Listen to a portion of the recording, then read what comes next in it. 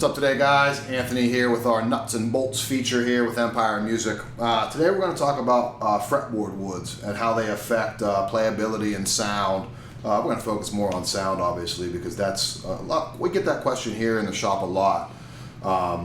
You know, what does rosewood do versus maple versus ebony? And then we see newer or different woods like Monterillo and Pau Ferro, Laurel. Those woods kind of come into play. I'm going to be showing you kind of the difference here on bass because I am a bass player, and no one out there on the interwebs needs to hear me play guitar. It's not very pretty, but I do play bass, so I'm going to demo that on those instruments. This will apply obviously towards the guitar side as well, so a lot of the sonic impacts that the woods have will also obviously kind of play well with guitar, so the information can be used kind of both ways. So I want to start here with rosewood and maple because those are the two woods that we see the most. We're a huge Fender dealer. Those are on, their American instruments. Those are the most predominantly used woods that they have. And while these are in stock, this is a perfect time to show off with these two basses because they're essentially the same bass. This is a 1960 custom shop P bass. And I think this is a 59 P bass or 50A, I forget what it's called. But anyway, they both have a 62 hand-wired pickup in it. So essentially the same pickup in both. You can't see them because they're under these covers. But one is the Rosewood fretboard, one is the maple fretboard. And as I was playing on both of them, they're both great basses, by the way. I really heard the unique differences that you get from the two separate kind of fretboards there. So when we talk about rosewood, it's a darker, softer wood. It's a more porous wood. It's a more oily wood. Anytime we have that combination of things going on, you're going to have a warmer sound. It's common practice sometimes. The darker wood, the darker the sound. Nine out of 10 times that is the truth. You can kind of relate the look of it to the sound of it. But we get into like an ebony fretboard, which we'll get into later, which is actually darker than this, and it's brighter than maple. But nonetheless, you're going to get a warmer, richer, kind of fuller sound out of a rosewood fretboard. And with maple, being a more dense wood, a less porous wood that's tighter grained, you're going to get a brighter sound. You're going to get more attack out of it. You're going to get a little bit more zing and treble off the top end of this. And you really hear a lot of that on the initial attack from the instrument. So here's a rosewood neck. I'm just going to play something quick, and I'll play the same thing on this maple neck. And hopefully through the speakers that you're listening to, if it's a phone or a computer, you'll hear them. If you put some headphones on, you'll definitely hear them, I think. And it took me years to get it. I mean, I remember my first bass ever was a P bass with a maple neck. Then I got something with rosewood, and I wasn't A-B'ing them, because I don't think I owned the first one anymore when I got the second. I couldn't hear a difference. I couldn't tell. So it's something that kind of comes along with experience too. But hopefully this will help kind of shed a little bit of light on it. So without further ado, the rosewood, this is on a P bass. Like I said, same pickup, 62 hand wound in both of these basses. So here is rosewood.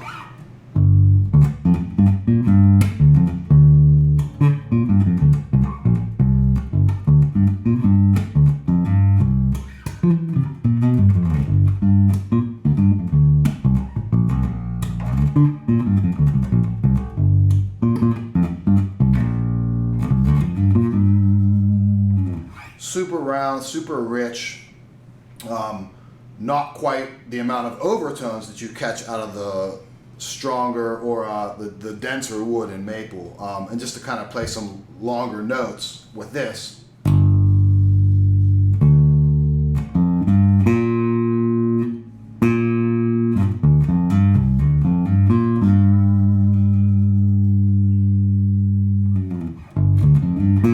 B flat too, I'll play that on the same, on the maple, and you really hear on this particular note, even when I dig.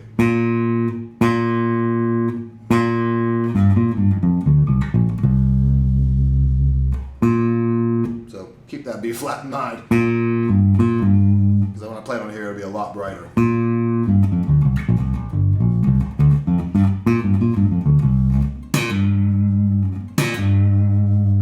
So with the maple, like I said, denser wood, tighter grains, Gonna produce a not as round, not as warm sound, but you're gonna get a lot more top end attack, a little bit more zing to it. The treble side of things is gonna certainly be pronounced. Remember that B flat.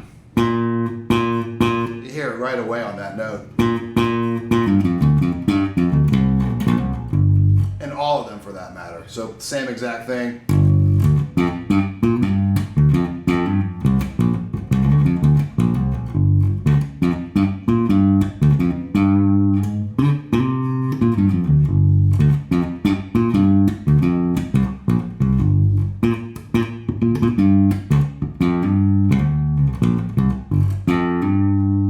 Yeah, not just on that B flat, but on all the notes, you really do hear where that brightness of the maple kind of cuts through.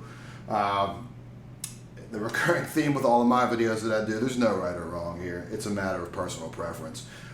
In a perfect world, budget aside, own both. You know, have a bass or a guitar with maple, have a bass or a guitar with rosewood on there.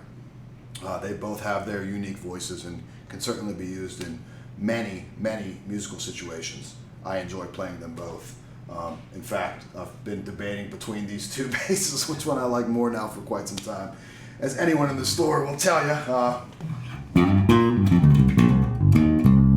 this thing sounds great. So does that. Now, aside from the rosewood and the maple, what are our options? We see some stuff come through with ebony. Ebony's going to be even brighter than maple here. It's a darker wood, but it's a super tight grain, super hard wood. It's going to be very bright, zingy on the attack. Like I said, even a little more so than maple. And then we also see, and if you can see here, I have our cameraman Brent show you this here. This is ebony, darker than the rosewood, as you can see. Different kind of striping in there, but yeah, a little brighter than the maple even. So while it's going to look like the appearance of rosewood, a really great option if aesthetically you want something dark, but you want the brightness and the attack on the maple. And then also, I'll stand up here for a sec. I'm banging this really cool bass here.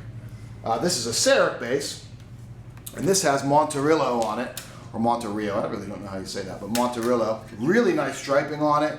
It's almost like call it like a tiger rosewood. So this is a breed of rosewood.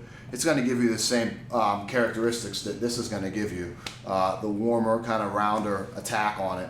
And then last but not least over there, and what we see on some of the Mexican series Fenders is going to be what's called Pau Ferro. Pau Ferro kind of rests in between. It's a brighter wood than what the rosewood, as you can see. You almost get some of that pinkish kind of orange hue to it. So visually, that's what it brings. And then sonically, a lot of the same characteristics that the rosewood give you, but a little bit brighter top end on it. So this kind of blends, this gets you a little bit closer to what maple gives you, but still retaining some of the warmth characteristics of rosewood. You see this on less expensive basses, and I know that the Pau Ferro can get a bad rap as we get customers that come in and say, well, I want the rosewood one. I mean, Pau Ferro offers a really nice tone that's unique. So it's not, I don't like to think of it as like a lesser expensive wood. It's another really nice option as far as sound that you can get. So yeah, that gives just a brief rundown of the wood, some of the stuff that's here at Empire Music and out there in the universe here as far as guitars and basses. No right or wrong. A heavy sense of experimentation is always the best thing you could have. Find out what works for you. If you got more questions on this stuff, give myself, Todd, our manager, Joe, the owner, give us a call, 412-343-5299. You can check us out at empiremusiconline.com to check out our inventory. If you need anything, we're obviously here to help and fit you with the right guitar or bass for your needs. Thanks, guys.